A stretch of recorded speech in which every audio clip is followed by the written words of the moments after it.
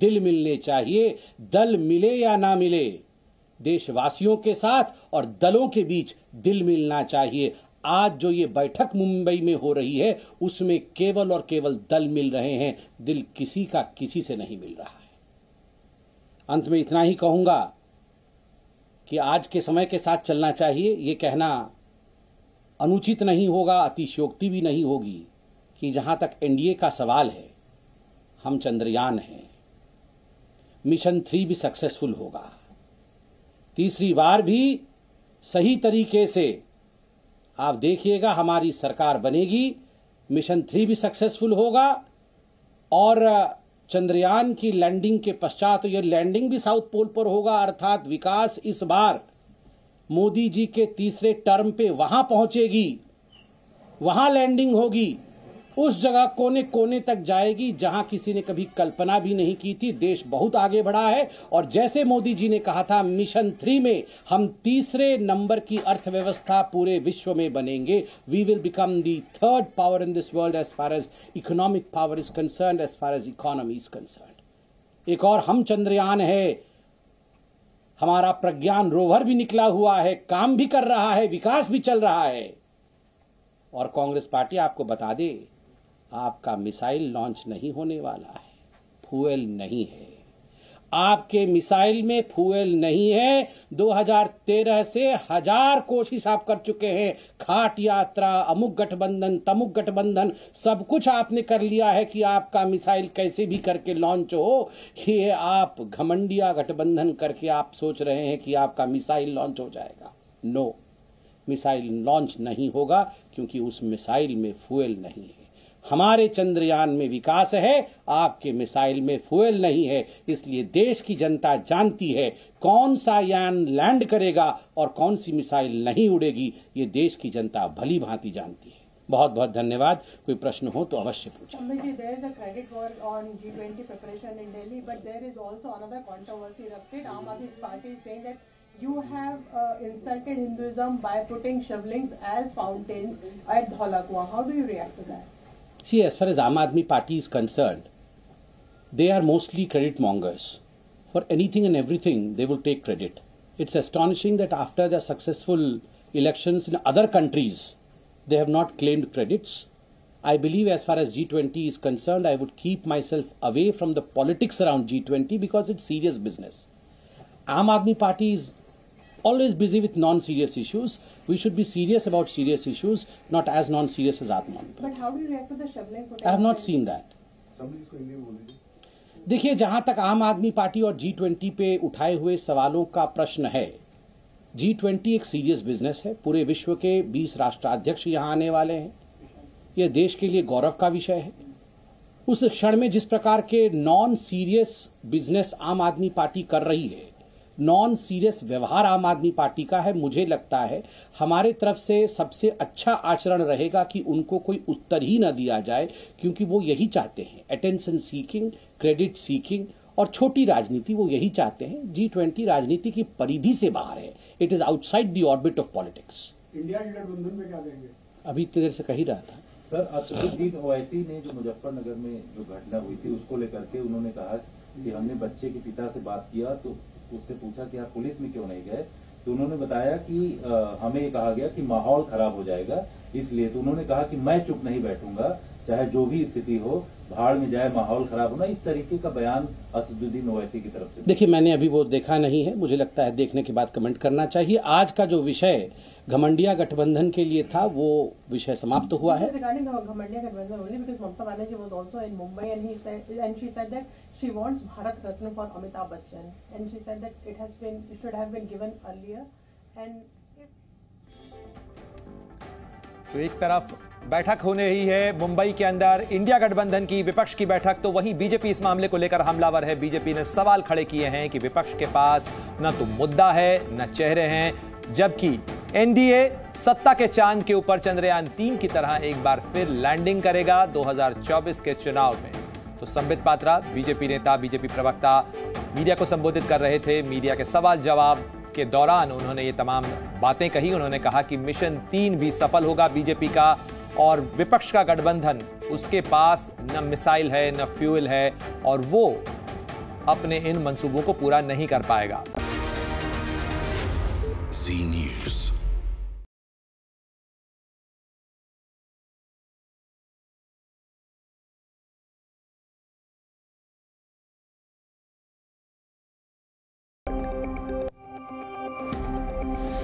Idalia की वजह से फ्लोरिडा में हालात भयावह। तूफान के कारण समुद्र में उठ रही ऊंची ऊंची लहरें। फ्लोरिडा में तूफान की वजह से कई इलाके हुए जलमग्न। प्रशासन ने लोगों को सुरक्षित जगह पर जाने को कहा।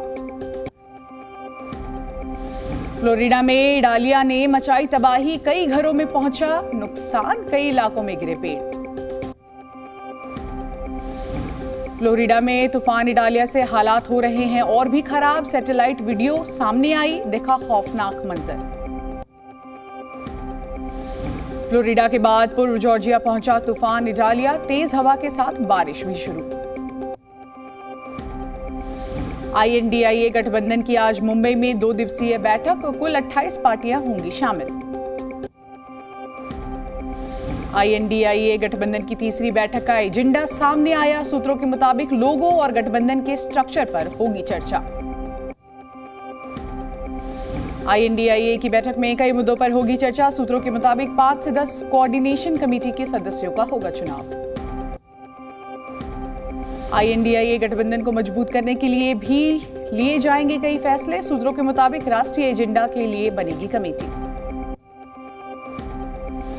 सीट बंटवारे पर भी होगी INDIA की बैठक में चर्चा। सूत्रों के हवाले से खबर, विवाद वाली सीटों पर पहले चर्चा होगी। विपक्षी गठबंधन में PM पद पर दावे शुरू। कांग्रेस नेता राशिद अल्वी ने जपा राहुल गांधी का नाम। विपक्षी गठबंधन के PM पद के दावेदार पर बोली पश्चिम बंगाल के CM ममता बनर्जी। INDIA होगा PM का चेहरा। एक्शन जारी है और आज पुलिस कांग्रेस विधायक मामन खान से पूछताछ करेगी। इस समय की बड़ी खबर आपको बता रहे हैं। पुलिस ने आज पूछताछ के लिए समन भेजा है कांग्रेस विधायक मामन खान को। उनसे सवाल जवाब होंगे क्योंकि नौ हिंसा को लेकर आरोप लगे थे कि भड़काने के पीछे उनकी भूमिका भी हो सकती है। इन्हीं तमाम आरोपों को लेकर बयान दर्ज कराने के लिए मामन खान को तलब किया गया है, उन्हें समन भेजा गया है और पुलिस आज उनसे सवाल जवाब करेगी। तो इस मामले को लेकर लगातार पुलिस तफ्तीश कर रही है, पड़ताल कर रही है और आज कांग्रेस विधायक मामन खान से सवाल जवाब होंगे।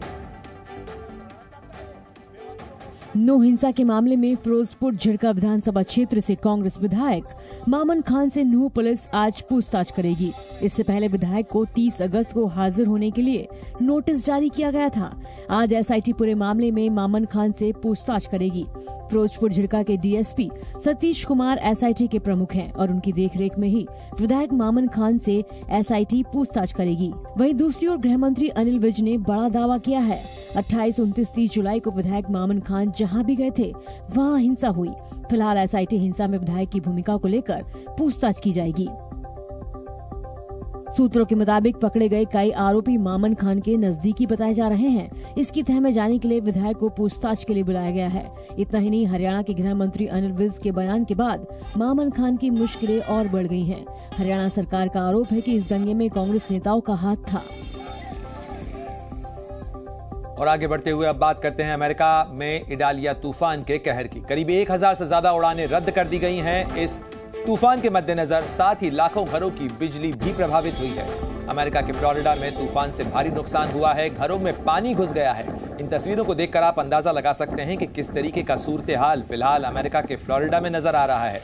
लाखों घर प्रभावित हुए हैं क्योंकि यहाँ पर बिजली गुल हो गई है। 3 तस्वीरें आपको बता रहे हैं अमेरिका के फ्लोरिडा में किस तरीके से पानी पानी नजर आ रहा है। हर तरफ बर्बादी की तस्वीर नजर आ रही है। साथ ही भयंकर तूफान के कारण किस तरीके से पूरा इलाका प्रभावित है, इसकी तस्वीरें हम आपको बता रहे हैं। लोगों के सामने किस तरीके की मुश्किलें हैं वो भी दिखा रहे हैं।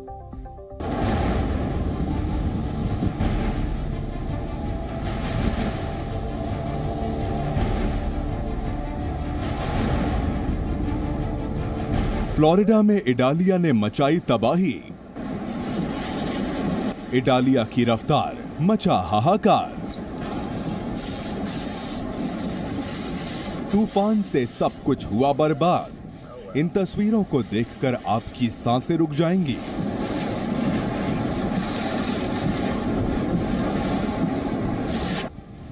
तेज हवाओं और समुद्र के थपेड़ों ने पूरे शहर को ही अपनी आगोश में ले लिया है।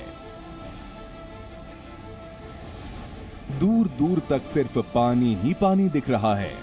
दरअसल अमेरिका के फ्लोरिडा में चक्रवाती तूफान इडालिया ने जबरदस्त तबाही मचाई है।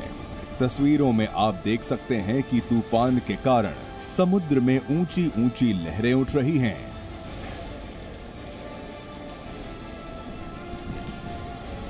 इडालिया ने इस कदर तबाही मचाई है कि पूरा शहर ही उजड़ गया है। जहां तक नजरें जाती हैं, सिर्फ बर्बादी के निशान देखने को मिल रहे हैं। सड़कों पर पानी भर गया है। इडालिया के चलते शहर के हालात बदतर हो चुके हैं। समुद्र में इतनी ऊंची लहरें उठ रही हैं जैसे मानो सब कुछ अपने साथ बहा कर ले जाएंगी। कुछ जगहों पर तूफान से समुद्र में लहरें 15 फुट तक ऊंची उठी।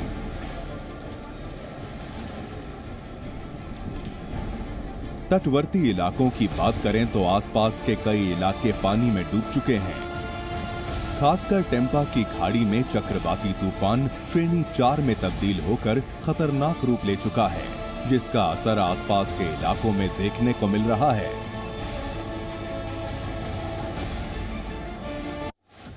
दरअसल प्रशासन ने लोगों को पहले ही अलर्ट जारी कर दिया था। चक्रवाती तूफान इडालिया जैसे ही फ्लोरिडा पहुंचा, वही हुआ जिसकी आशंका पहले से ही थी। तूफान के आगे सभी बेबस दिखे। लोगों को घर बार छोड़कर सुरक्षित जगहों पर जाना पड़ा। तेज हवाओं की वजह से कई जगहों पर पेड़ उखड़ गए हैं। शहर की सड़कें तालाब में तब्दील हो चुकी हैं। तूफान के कहर की वजह से 1000 से ज्यादा उड़ानें रद्द कर दी गई हैं। करीब 2.5 लाख घरों की बिजली गुल हो गई है। पहले इडालिया तूफान ने कहर बरपाया, उसके बाद भारी बारिश ने सब कुछ तबाह करके रख दिया। फ्लोरिडा में सिर्फ पानी ही पानी दिखाई दे रहा है। यहाँ तक कि घर भी डूब गए हैं। जो फंसे हुए हैं वो घरों में कैद होकर रह गए हैं। समुद्र का पानी हाईवे पर बह रहा है। बिजली के खंभे, पेड़ जगह जगह पर उखड़ गए हैं। भयंकर हवाओं, मूसलाधार बारिश और तेज लहरों के साथ फ्लोरिडा तट पर जब तूफान पहुंचा तो इस कदर बर्बादी होगी ये किसी ने नहीं सोचा था। इडालिया की वजह से फ्लोरिडा में हालात भयावह हो चुके हैं। तूफान इडालिया ने जॉर्जिया में ऐसा कहर बरपाया कि होटलों की छतें उड़ गई। बाढ़ के पानी में कारें बहती नजर आईं। फ्लोरिडा में सब कुछ थम जाने के बाद लोग आने जाने के लिए नाव का सहारा ले रहे हैं। सड़कें बंद हैं, लेकिन सुरक्षित जगहों पर जाने के लिए लोग हर संभव कोशिश कर रहे हैं। शहर के कई इलाकों में पानी भर चुका है। हालांकि अभी तक किसी जान माल के नुकसान की कोई खबर नहीं है। खतरनाक तूफान की वजह से प्रशासन ने तटवर्ती इलाकों में अलर्ट जारी कर दिया है। ब्यूरो रिपोर्ट, जी मीडिया। बुलेटिन में फिलहाल इतना ही। जी न्यूज पर रुकेंगे फिलहाल एक छोटे से ब्रेक के लिए। आप कहीं मत जाइए, बने रहिए हमारे साथ।